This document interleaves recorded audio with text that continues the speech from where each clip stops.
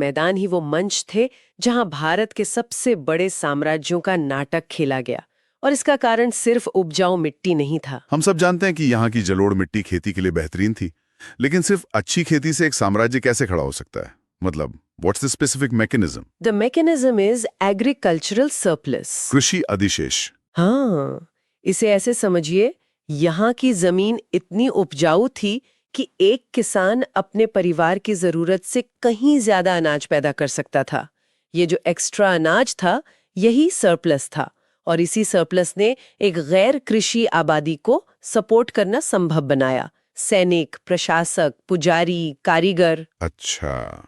जब आपके पास ऐसे लोग हों जिन्हें खाना उगाने की चिंता नहीं है, तभी आप बड़े शहर, बड़ी सेनाएं और एक जटिल प्रशासनिक व्यवस्था बना सकते हैं। सही बात है।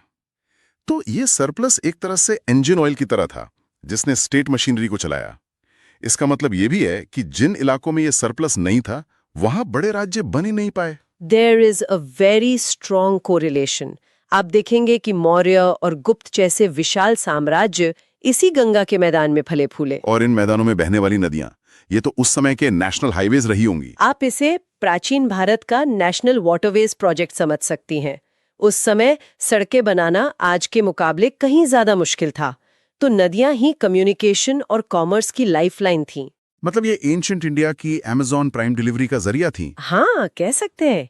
यही कारण है कि पाटलिपुत्र जैसा शक्तिशाली शहर गंगा, सोन और गंडक के संगम पर बसाया गया था। यह एक स्ट्रेटेजिक मास्टर स्ट्रोक था। यह व्यापार और सेना दोनों के मूवमेंट को कंट्रोल करता था। तो जहां उत्तर में हिमालय ने एक मजबूत सीमा बनाई, वहीं भारत के दिल में इन नदियों ने सभ्यताओं को जोड़ा। लेकिन जैसे ही हम इन मैदानों से आगे बढ़ते हैं, कहानी फिर बदल जाती है।